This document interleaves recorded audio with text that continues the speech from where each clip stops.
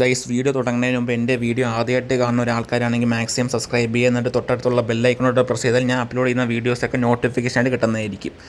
അപ്പോൾ മാക്സിമം എൻ്റെ cinema reviews തന്നെ എൻ്റെ യൂട്യൂബ് ചാനൽ ഇടാൻ നോക്കുന്നത്. മാക്സിമം എല്ലാവരും സബ്സ്ക്രൈബ് ചെയ്യുക. അപ്പോൾ നമുക്കിനി വീഡിയോയിലേക്ക് പോകാം. Hello guys, welcome back to new video. അപ്പോൾ ഞാൻ ഇന്ന് Janaki V versus state of Kerala എന്ന് പറഞ്ഞ മൂവി കാണാനാണ് വന്നിരിക്കുന്നത്. സുരേഷ് ഗോപിയുടെ സിനിമയാണ്. അപ്പോൾ ഈ സിനിമയെ പറ്റി പറയണ്ടല്ലോ, ഇനി ഇത് ഈ മാസം ഇന്നിറങ്ങേണ്ട ജൂലൈ 17 ഇറങ്ങേണ്ട സിനിമയല്ലായിരുന്നു. കഴിഞ്ഞ മാസം ജൂൺ 27 കണ്ണപ്പ ഇറങ്ങിയില്ല. ആ സിനിമയുടെ കൂടെ ഇറങ്ങേണ്ട ഒരു സിനിമയായിരുന്നു ഈ Janaki V versus state of Kerala. അന്ന് ഈ സിനിമയുടെ പേരിൻ്റെ വിവാദം കാരണമാണ് ഈ സിനിമ ഇത്രയും നീട്ടി വെച്ചത് സെൻസർ ബോർഡ്. അപ്പോൾ എന്തായാലും ജൂലൈ 17 ഞാൻ ഫസ്റ്റ് ഡേ ഞാൻ ടിക്കറ്റ് ബുക്ക് ചെയ്തിട്ടുണ്ട്. ഫസ്റ്റ് ഷോ തന്നെ. അപ്പോൾ ഞാൻ റിവ്യൂ ഒന്നും കാണാതെ പോകുന്നത്. അപ്പോൾ ഫസ്റ്റ് ഷോ ഇല്ല, അപ്പോൾ റിവ്യൂ ഒന്നും വരില്ലല്ലോ. അപ്പോൾ എന്തായാലും സിനിമ കണ്ടിട്ടുള്ളതിൻ്റെ എൻ്റെ ഒരു ഫുൾ റിവ്യൂ ഞാൻ പറയാം. അപ്പോൾ എന്തായാലും നമുക്കിനി തിയേറ്ററിൻ്റെ അകത്ത് കയറിയിട്ട് ബാക്കി വിശേഷങ്ങളൊക്കെ പറയാം. പിന്നെ ഈ സിനിമയുടെ ട്രെയിലർ ഇറങ്ങിയപ്പോൾ തന്നെ എനിക്ക് കാണാനായിട്ടൊരു ആകാംക്ഷ കൂടി. കാരണം എന്ന് പറഞ്ഞാൽ നേരെ സിനിമ എനിക്ക് തിയേറ്ററിൽ പോയി കാണാൻ പറ്റിയില്ല. അപ്പോൾ അതുപോലത്തെ ഒരു ടെംപ്ലേറ്റ് ഉള്ള മൂവിയായിട്ടാണ് നമുക്ക് ട്രെയിലർ കണ്ടപ്പോൾ തന്നെ എനിക്ക് തോന്നി. അപ്പോൾ എന്തായാലും എനിക്ക് ആ ഒരു തോന്നലുണ്ട് തന്നെ സിനിമ ഫസ്റ്റ് ഡേ തന്നെ കാണാൻ വന്നിട്ടുണ്ട്. റിവ്യൂ ഒന്നും കേൾക്കാത്ത തന്നെ ഫസ്റ്റ് എക്സ്പീരിയൻസ് തന്നെ കാണാൻ വന്നിട്ടുണ്ട്. അപ്പോൾ എന്ത് പറയാം, സിനിമ കണ്ടിട്ടുള്ള കാര്യങ്ങൾ ഞാൻ എന്തായാലും പറയും. ഇൻ്റർവെല്ലുള്ള ഒരു കാര്യം, ഇൻ്റർവെല്ലുള്ള എക്സ്പീരിയൻസ്, അതുപോലെ തന്നെ ഇൻ്റർവെൽ കഴിഞ്ഞിട്ടുള്ള കാര്യവും ഞാൻ എന്തായാലും പറയാം. അപ്പം നമുക്കിനി ഇൻ്റർവെല്ലായിട്ട് ബാക്കി വിശേഷങ്ങളൊക്കെ പറയാം. നമുക്ക് ഇനി തിയേറ്ററിൻ്റെ അകത്ത് കയറിയിട്ട് ഇൻ്റർവെല്ലായിട്ട് ബാക്കി വിശേഷങ്ങളൊക്കെ പറയാം.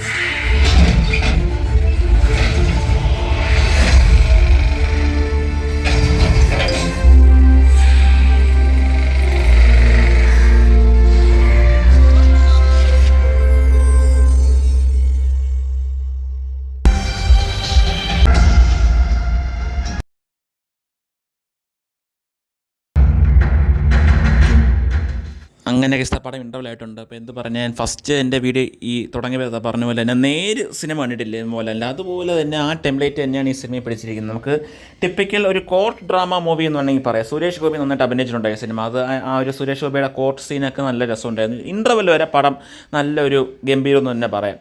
ഇനി ഇൻ്റർവെൽ സ്റ്റേഷന് എന്താവുമോ എന്തോ, എന്തായാലും ഇൻ്റർവെൽ വരെ കണ്ടപ്പോൾ നല്ല രീതിയിൽ ഇഷ്ടപ്പെട്ടു. ഒരു ലാഗും ഇല്ലാതെ ഇൻ്റർവെൽ വരെയുള്ള ഫസ്റ്റ് ഹാഫ് നല്ല ഗംഭീരമായിരുന്നു. അതുപോലെ തന്നെ എല്ലാവരുടെ ആക്ടിങ് ആയാലും നല്ല ഗംഭീരമായിരുന്നു. അതുപോലെ തന്നെ അത് സുരേഷ് ഗോപി തന്നെ മെയിൻ ക്യാരക്ടറാണ് അനുപമ പരമേശ്വർ. അവരുടെയും ആക്ടിങ്ങും കൊള്ളായിരുന്നു. അവരുടെ ബേസ് ചെയ്തിട്ടൊരു സ്റ്റോറിയാണ് ഇതിനകത്ത് പോയിരിക്കുന്നത്. മെയിൻലി പറയാനാണെങ്കിൽ ഇതിനകത്തൊരു റേപ്പ് നടന്നിട്ട് ആ ഒരു കേസ് അന്വേഷിച്ചാണ് ഈ സിനിമയുടെ മൊത്തത്തിലുള്ള ടെംപ്ലേറ്റ് പോകുന്നത്. അപ്പോൾ നമുക്ക് ഫസ്റ്റ് ഹാഫ് വരെ കാണുമ്പോഴായിരിക്കും ഇനി വേറെ ഒരാളാണോ വില്ലൻ. നമുക്ക് ഫസ്റ്റ് ഹാഫ് വരെ നമുക്ക് നോക്കുമ്പോൾ ഇതിനകത്ത് ആരാ വില്ലൻ വരെ നമുക്ക് ഡൗട്ടാവും. ആ സെക്കൻഡ് ഹാഫിൽ ഇനി എന്താണെന്ന് പറഞ്ഞു ഇവിടെ. എന്തായാലും ഫസ്റ്റ് ഹാഫ് വരെ കാണുമ്പോൾ വില്ലൻ ആരാ നമുക്ക് ചോദ്യം നമുക്ക് മനസ്സിൽ വരും. എനിക്ക് എന്തായാലും ഫസ്റ്റ് ഹാഫ് നല്ല രീതിയിൽ ഇഷ്ടപ്പെടും. ഒരു 10 9.5 കൊടുക്കാം, 9 കൊടുക്കാം. ഫസ്റ്റ് ഹാഫ് വരെ കണ്ടപ്പോൾ എനിക്ക് തോന്നി 9.5 കൊടുക്കാനുള്ള റേറ്റിംഗ് എല്ലാം ഇതിനകത്ത് ഈ സിനിമയ്ക്കകത്തുണ്ട്. അതുപോലെ തന്നെ കോർട്ട് റൂം ഡ്രാമയായിട്ട് വന്ന് എല്ലാവരുമായിട്ടുള്ള ഒരു ആർഗ്യുമെൻറ്റ് സീനൊക്കെ, ഇൻ്റർവെല്ലിന് മുമ്പുള്ള ആർഗ്യുമെൻറ്റ് സീനൊക്കെ നല്ല രസമുണ്ടായിരുന്നു. എന്താ പറയുക, ആ ഒരു സിനിമയിലേക്ക് നമുക്ക് ഇമ്പാക്റ്റ് വരുന്നുണ്ട് ആ ഒരു സീനൊക്കെ. ഇനി സെക്കൻഡ് ഹാഫിന് എന്താവുമോ എന്തോ. ഇനി ആ സെക്കൻഡ് ഹാഫ് വേണ്ടിയിട്ട് ബാക്കി വിശേഷങ്ങളൊക്കെ പറയാൻ പറ്റുള്ളൂ. കാരണം ഫസ്റ്റ് ഹാഫും നല്ലതായിരുന്നു കരുതി ഇനി സെക്കൻഡ് ഹാഫിന് എങ്ങനെയാവും എന്നുള്ളത് എനിക്ക് യാതൊരു പ്രതീക്ഷയില്ല. അതുകൊണ്ട് സെക്കൻഡ് ഹാഫ് കൂടെ കണ്ടിട്ട് ബാക്കി എന്താണെന്നുള്ള കാര്യം ഞാൻ പറയാം. എന്തായാലും ഫസ്റ്റ് ഹാഫ് കൊള്ളാം, നൈസായിട്ടുണ്ട്, നല്ല രീതിയിൽ പോയിട്ടുണ്ട് സിനിമ. ഒട്ടും ലാഗ് അടുപ്പിക്കാതെ തന്നെ ഫസ്റ്റ് ഹാഫ് നല്ല രീതിയിൽ പോയിട്ടുണ്ട്. ഇനി സെക്കൻഡ് ഹാഫ് കൂടെ കണ്ടിട്ട് ബാക്കി വിശേഷങ്ങളൊക്കെ പറയാം.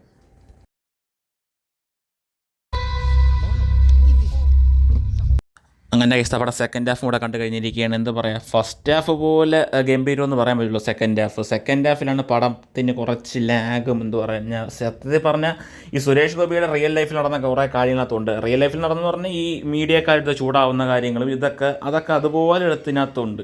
സത്യം പറഞ്ഞാൽ സുരേഷ് ഗോപി പാർലമെൻറ്റിൽ പറഞ്ഞ കുറേ കാര്യങ്ങൾ ഈ സിനിമയ്ക്കകത്ത് കുറച്ച് വേറെ രീതിയിലൊക്കെ എടുത്ത് വെച്ചിട്ടുണ്ട്. അത് കാണുമ്പോൾ തന്നെ മനസ്സിലാവും നമുക്ക് ഇങ്ങനെ എടുത്തതല്ലേ എന്ന് മനസ്സിലാവും. അതുപോലെ തന്നെ എല്ലാ പാർട്ടികളെയും ഇത് രീതിയിൽ ചെയ്തിട്ടുണ്ട്. കുറച്ച് നെഗറ്റീവായിട്ടൊക്കെ പറഞ്ഞിട്ടുണ്ട്, എല്ലാവരെയും പറഞ്ഞിട്ടുണ്ട്.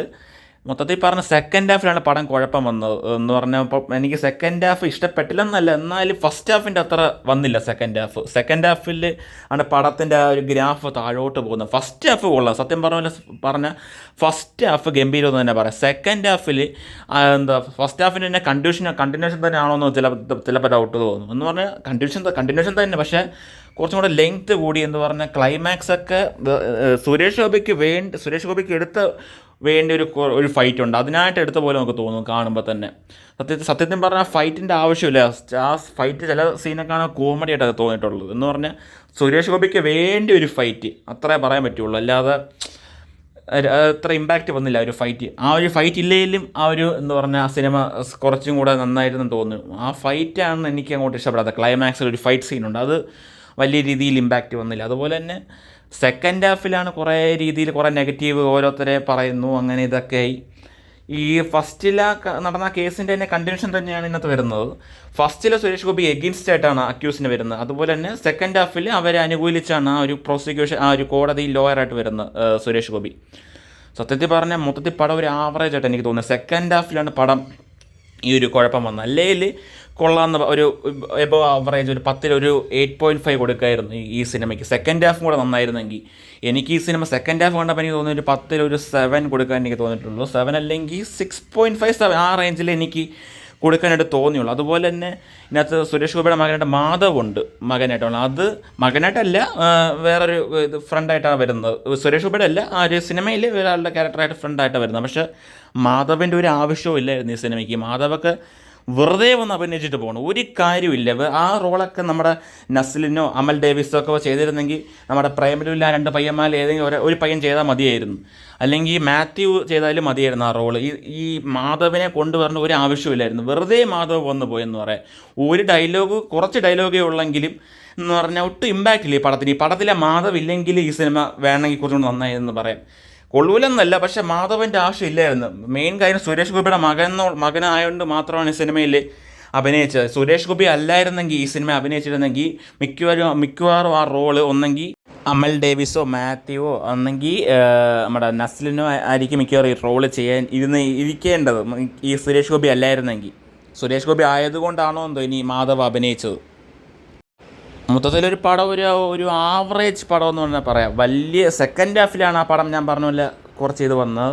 സെക്കൻഡ് ഹാഫ് കൂടെ നന്നായിരുന്നെങ്കിൽ ഒരു നല്ല സിനിമയെന്ന് ഞാൻ പറയായിരുന്നു. അല്ലാത്ത പക്ഷം ഇപ്പോൾ സെക്കൻഡ് ഹാഫാണ് മോശമായി പോയത്. അതുകൊണ്ടാണ് ഒരു ആവറേജ് പടം എന്ന് പറഞ്ഞ് ഒരു 1 ടൈം വാച്ചബിൾ മൂവി എന്ന് തന്നെ പറയാം. സെക്കൻഡ് ടൈം കാണുന്നുണ്ടോ എന്ന് ചോദിച്ചാൽ ഫസ്റ്റ് ഹാഫ് വേണമെങ്കിൽ ഒരു 2ാമത്തെ വർഷം വന്ന് കാണാം. സെക്കൻഡ് ഹാഫിൽ 2ാമത്തെ വർഷം കാണുന്നുണ്ടോ എന്ന് ചോദിച്ചാൽ ഇല്ലെന്ന് തന്നെ പറയാം. ഫസ്റ്റ് ഒരാൾക്ക് കാണാൻ വരുന്നെങ്കിൽ സെക്കൻഡ് ഹാഫ് കൂടെ ഇരുന്ന് കാണാം. അല്ലാത്ത പക്ഷം രണ്ടാമതൊരു കാണാൻ പോകുന്ന ആൾക്കാർക്ക് സെക്കൻഡ് ഹാഫ് എന്തുമാത്രം ഇഷ്ടപ്പെടുന്നുള്ള കാര്യത്തിൽ എനിക്ക് യാതൊരു ഉറപ്പുമില്ല. എന്ന് പറഞ്ഞാൽ പടം ഒരു ഓക്കെ പടം എന്ന് തന്നെ പറയാം. ഈ സിനിമ കാണാത്ത ഒരാൾക്കാരാണെങ്കിൽ മാക്സിമം തിയേറ്ററിൽ തന്നെ പോയി കാണാം. കാരണം തിയേറ്റർ എക്സ്പീരിയൻസ് വരുന്നുണ്ട്.